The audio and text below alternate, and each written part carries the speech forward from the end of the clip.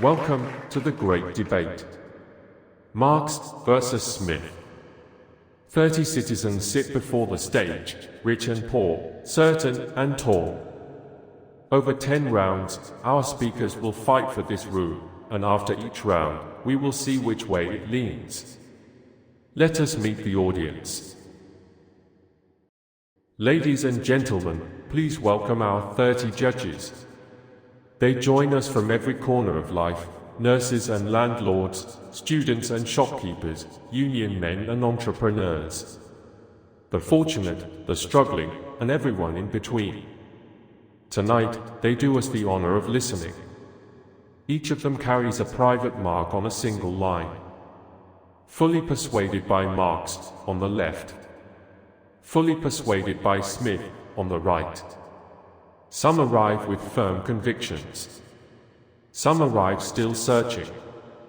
But taken together, this room begins in balance. No side owns it yet. That is what makes tonight worth watching. Our judges will not speak. They ask no questions, they raise no objections. Their part is quieter and harder, to listen honestly, and to lean. Now, the format. 10 questions. 10 rounds. One battleground at a time. We open with the broadest of them: which system delivers a better life for ordinary people? And we close with the hardest: what is an economy for, maximizing wealth, or maximizing well-being? In every round, our speakers trade short statements on a strict clock. No lectures. Make the point, or lose the room. And after every round, we measure 30 private verdicts, averaged into one line, and that line moves toward whoever earned it. When the final round ends, we will show you every judge's journey, name by name. To our 30 guests, thank you for lending us your evening and your honest minds. The stage is set.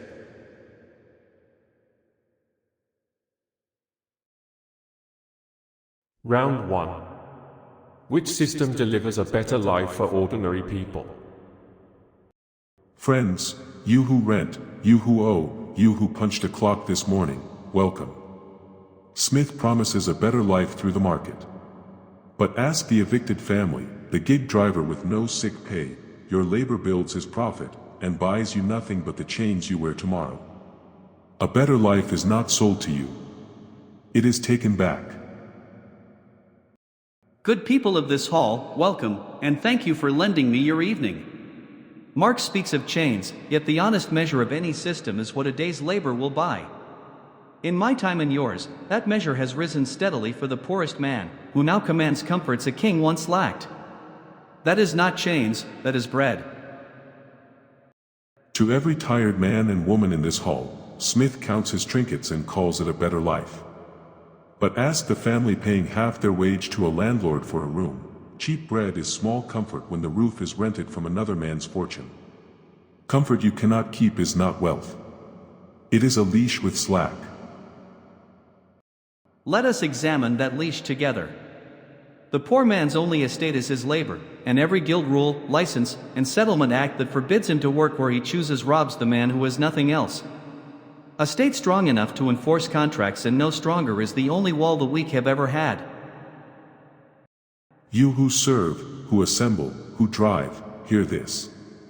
Smith calls the state your only wall. But whose wall is it? In a society split into two camps, the state answers to the class that already owns.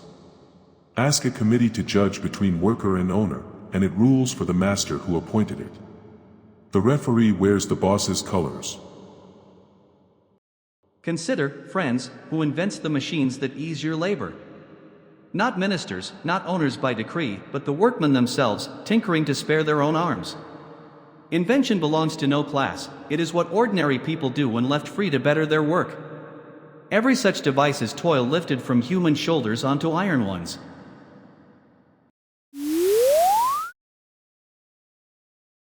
Round 2.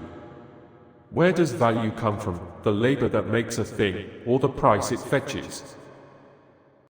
You who invent, who fix, who improve the line, Smith is almost right. The machine is your genius in iron, the collected knowledge of every hand that ever bettered it. But who pockets what it earns? The worker builds the loom, and the loom is turned against him. Value is your labor, congealed, then sold back to you as someone else's fortune. Ladies and gentlemen, consider 2 barrels of wine, both a week's labor to make. One turns to vinegar, the other ripens rare. Marx says they hold equal value, since equal toil went in. Yet no man will pay a farthing for the vinegar. Labor proposes, the buyers want disposes.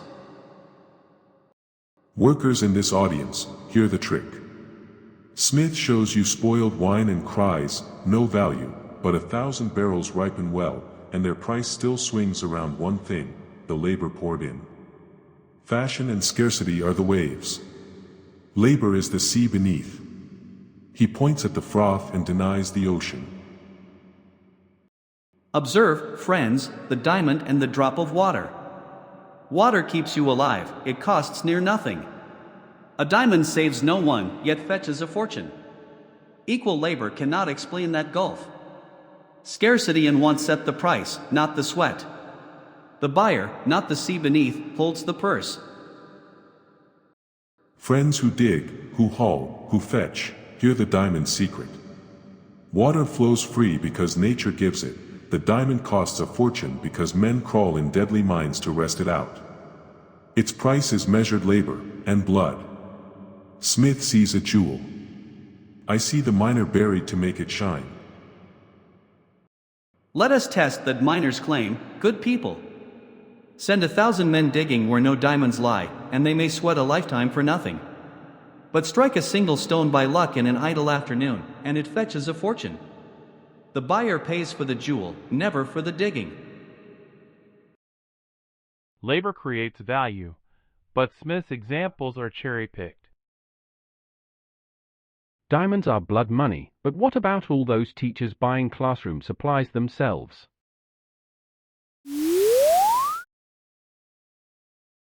Round 3.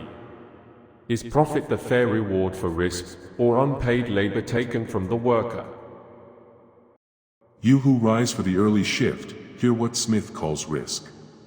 The owner risks his money, the worker risks his hands, his lungs, his years. And when the venture wins, who takes the reward? Not the man who bled for it. Profit is not payment for daring. It is the unpaid hour, dressed up as courage. Good people of this hall, consider who is paid first. The workman draws his wage on Friday, harvest or no harvest, ship sunk or safe. The master advances that wage months before a single customer pays, and may lose the whole. Profit is the return for waiting and hazarding. Remove it, and the wage waits with it. You who wait for Friday, hear the sleight of hand. Smith says the master pays before the harvest. But with what? With money that is itself last year's unpaid labor, wrung from workers before these. He hazards your congealed hours and calls the risk his own. The gambler bets with stolen chips and pockets the winnings. Stolen chips, Marx says. Then tell me, friends, whose were the very first? Before any master, some frugal man ate less than he earned and saved the difference. That saving fed the first workman before harvest came.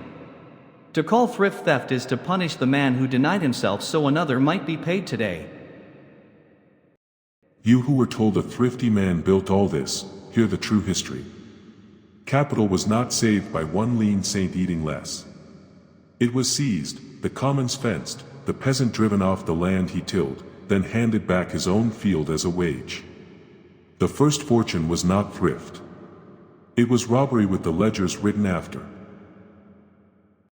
Let us ask the plain question, good people. If the master's stock is only stolen chips, then let any man refuse to advance it and keep his own hours whole. Some do, the cobbler at his own bench, landlord, laborer, and profit-taker all in one. I salute him. Where is Marx's theft when a man employs himself? He's right. Profit is some owner's gamble, not my unpaid work. Smith's examples of the cobbler and self-employed profit-taker make his case harder to ignore. He's making me work for his argument, not the other way around. Marx's words make me remember my own years of unpaid labor for that company. The math says I'm wrong, but still, someone has to buy.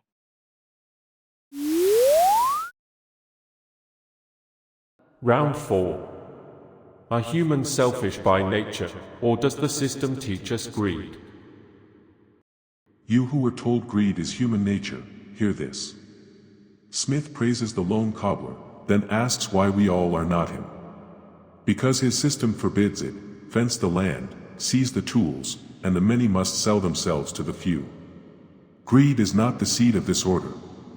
It is its harvest, planted daily, because not grasping means going under. Marx says greed is not the seed but the harvest. Yet observe, good people, that sympathy is the first sentence of my first book. Man is not merely selfish, but a wise system works with men as they are, not as reformers wish them. Harness ordinary self-love, and it feeds strangers daily without commanding it.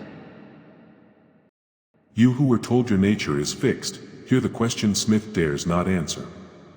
Which man is selfish by nature? The serf who never saw a market. The tribe that held land in common 10,000 years. He found the shopkeeper in his mirror and called him eternal. Change how we produce, and we change who we are. Marx asks which man is selfish by nature, good people. I answer, none is merely so. But mark what the serf and the tribe he praises had in common: poverty near universal, and a lord or elder to answer to. It was not virtue that held their land in common. It was that no man was yet free to better his own condition. You who were told poverty made men share, hear the reversal. Smith says the commons was want, not virtue. But mark what his freedom to better oneself became, a freedom for the few to fence the many out, and call the theft progress. His liberty is the wolf's liberty in the fold. Free the sheep, and see whose nature starves. Consider the child, good people, before any system schooled him. He shares his bread with a weeping playmate unbidden, then grabs the sweeter half for himself. Both live in the same small breast. No order planted either, a wise arrangement merely rewards the sharing and fences in the grabbing. That is all any honest system can do. The rich rigged a market, too. Smith's not as naive as I thought. Their arguments only muddy the waters of order. Smith just said share, but also take. That's human nature. Sounds like my cousins. Their math just got way harder to ignore. Marx's view of human nature isn't naive, it's just unshackled from the system. The market decides. Now they're talking about human nature. Their theories don't add up to my parents' ledger.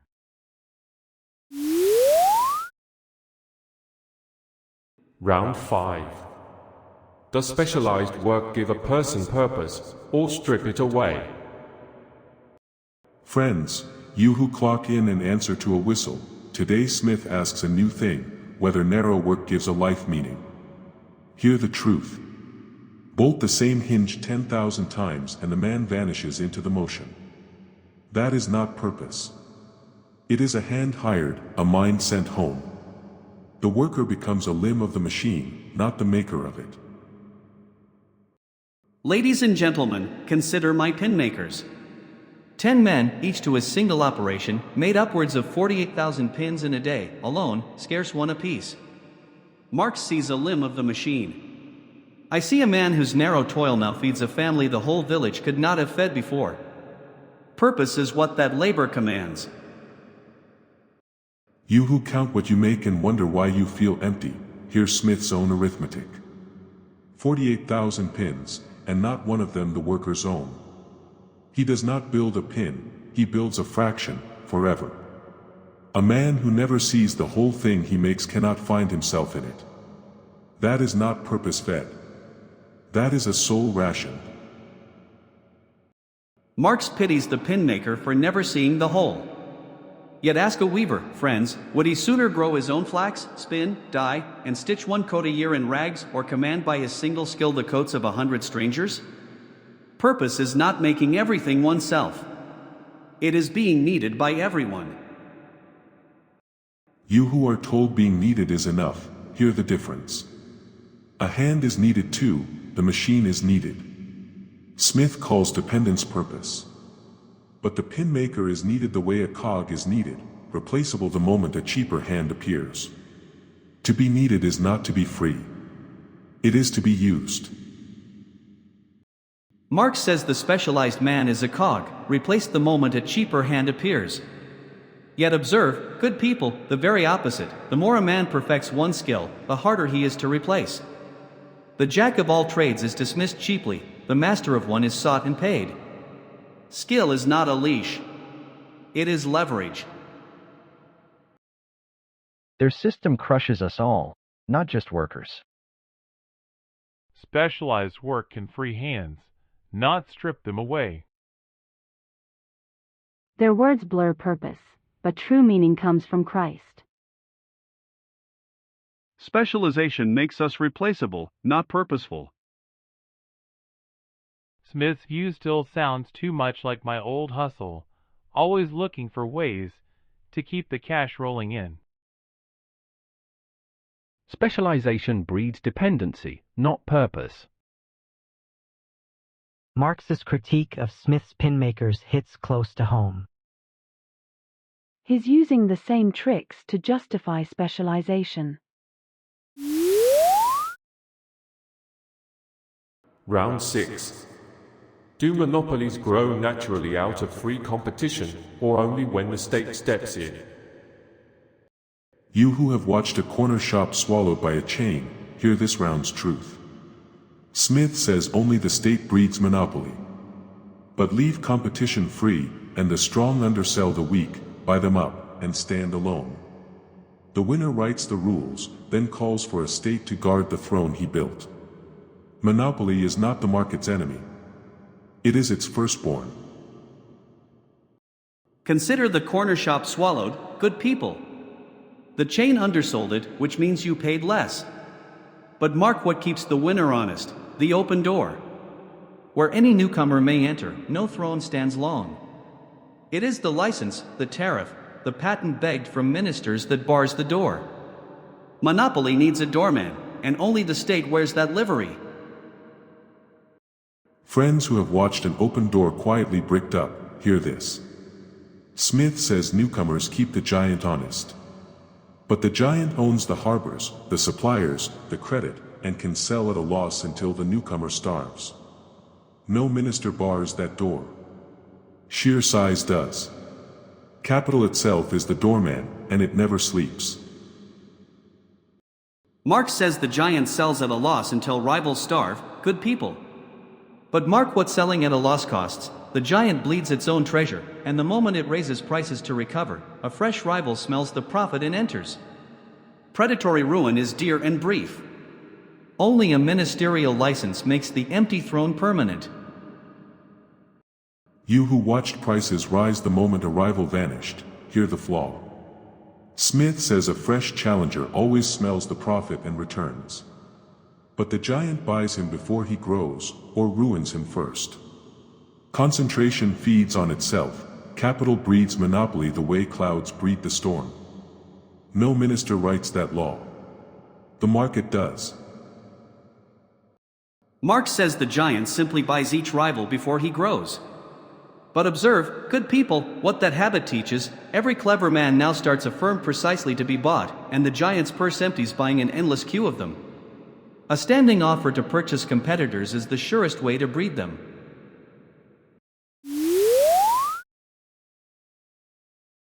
Round 7. Could the free market exist without the state's fist enforcing property? To the room, hear this round's true question. Could the market stand without the state's fist? Never. Every deed, every title, every eviction notice is enforced by police and courts. Strip the state away, and the owner's fence is just paint on air. Property is not a fact of nature. It is a command, backed by the bailiff's boot. Marx is right that property needs enforcing, good people, and here we agree at last. But mark whose property the law most often tramples, the poor man's. His only estate is his labor.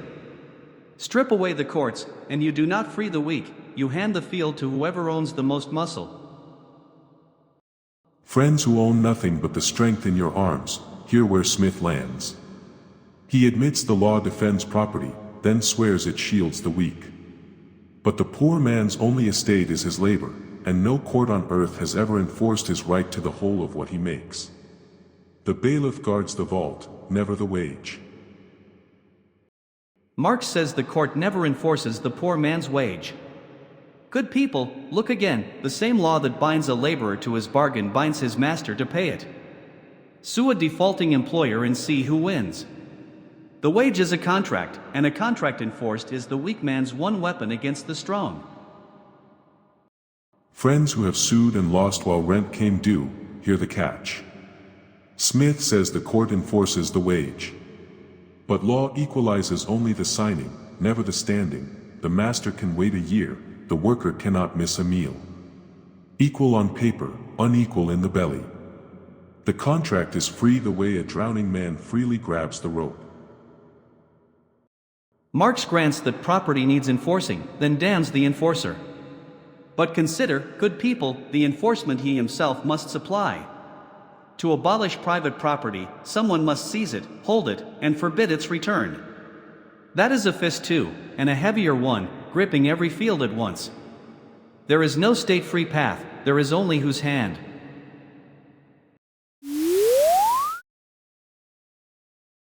Round 8.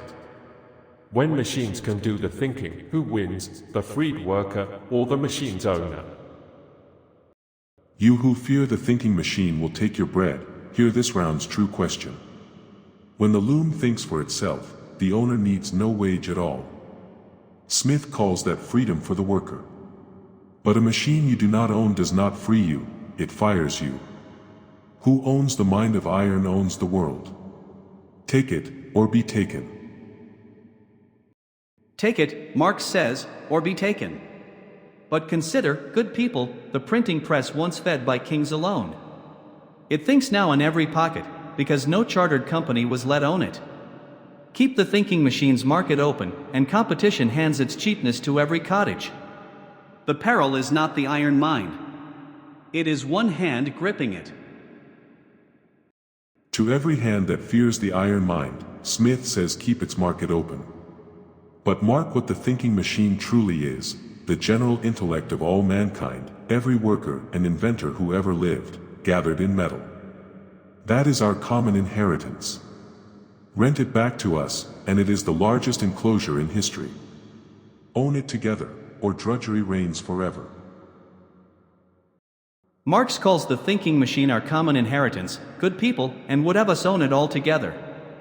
But observe what together has meant before, one committee deciding which cottage may use the iron mind, and for what.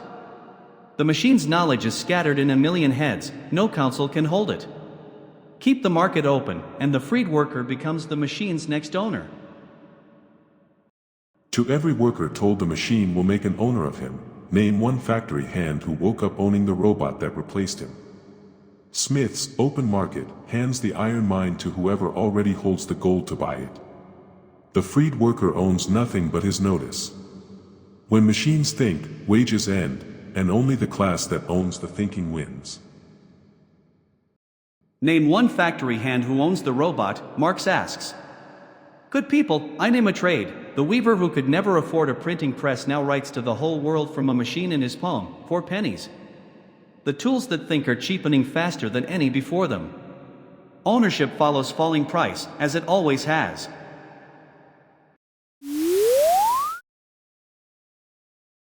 Round 9.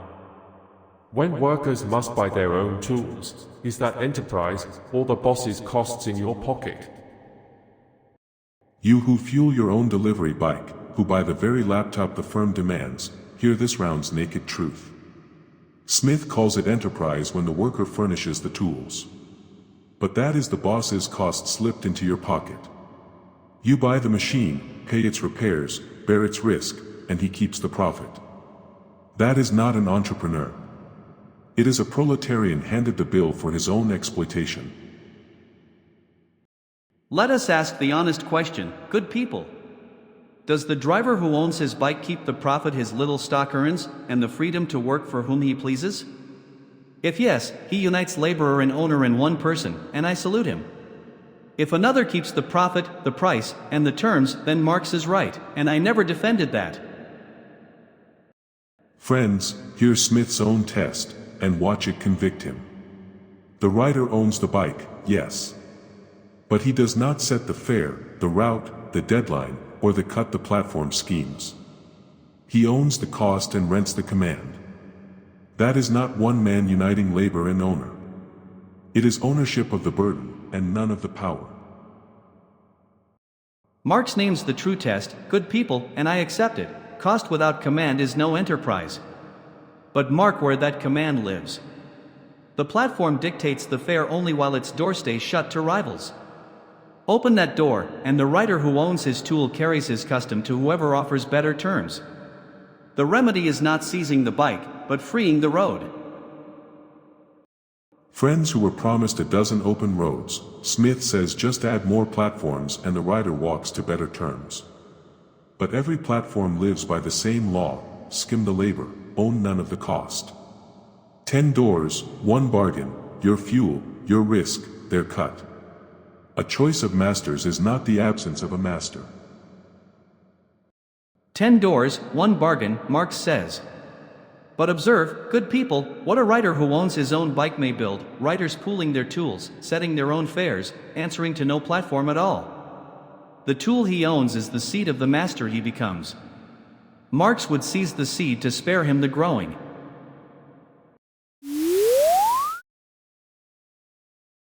Round 10. What is an economy for? Maximizing wealth or maximizing well-being? Friends, tonight's real question at last, what is an economy for? Smith answers wealth, more pins, cheaper bikes, a rising pile. But ask the exhausted rider what the pile is for. Wealth that grows while the maker withers has failed its only purpose. An economy is not a warehouse. It is a means to human life, or it is nothing. Marx sets wealth against well-being as foes, good people. But wealth is only a name for the things a man may live by, bread, a physician, an idle evening. An economy that makes more of those, cheaper, is not withering the maker. It is buying back his hours. You who were promised your hours back, count them. 2 centuries of wealth, and the rider still works dawn to dark to make his rent. Wealth measures the pile, well-being measures the life. Smith counts the pile and calls the tired man rich. But a fuller warehouse beside an emptier man is not progress. It is wealth eating its master. Count them, Marx says, and count them we should. When I wrote, a common laborer's week bought a fortnight's bread, now it buys a month's, and a physician besides. The measure of well-being is precisely what an hour's toil commands. Wealth is not the rival of a full life. It is the price of one. To every soul in this hall who cannot buy back the one thing that matters, hear the fraud in Smith's measure. He counts bread and doctors, but never asks who decides how your hours are spent.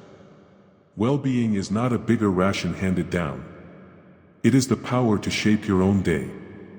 A well-fed servant is still a servant. A well-fed servant, Marx says, is still a servant. Yet consider, good people, the humblest freedom wealth quietly buys, choice. The laborer who once took any master now, with bread laid by, may refuse the cruel one and wait for the fare. Savings are not a fuller cage. They are the key that turns it.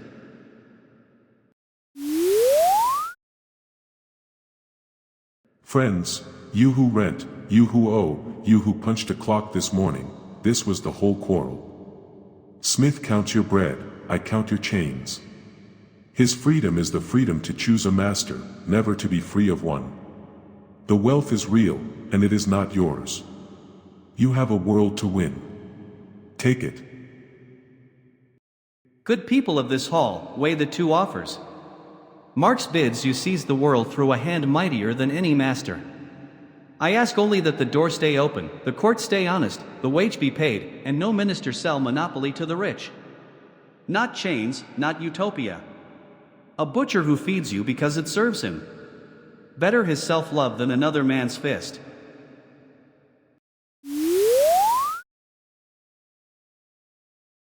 The room has spoken, the needle rests at -0.43. Tonight, the room belongs to Marx. Honestly, the thing that got me was when Smith said a state strong enough to enforce contracts, and no stronger is the only wall the weak have ever had. It collided with my own experience of building a machine shop from scratch, where every man on my payroll eats because I risked everything. It made me realize that maybe Marx isn't just talking about some abstract concept, but about real people like me who have to fight for every dollar. Honestly, Smith's argument about the state being the only wall the weak have ever collided with my own experience of building a machine shop from scratch. Every man on my payroll eats because I risked everything, not the state. The thing that genuinely moved me was when Smith's argument about the state being the only wall the weak have ever had collided with my own experience of having a father who built our wealth from scratch, and now I'm reaping the benefits without putting in any effort myself. Marx's argument about chains, and Marx being right about people like me who work hard to make ends meet, Smith's whole thing just doesn't add up. If I had to explain tonight to someone at home in one sentence, what would you say? Honestly, I was moved when Smith spoke about state enforcement, but then he said nothing about those who build their own way without the state's help. The thing that really stuck in my head was when Smith said, "Profit is the return for waiting and hazarding." It collided with my own experience of running an online candle business, where I took a massive risk on inventory, and now I'm struggling to make ends meet. Every month it feels like I'm just holding on by my fingernails. 30 guests gave us their evening, and here is what the evening did to each of them. Every journey in the room, name by name, pause here, and take your time.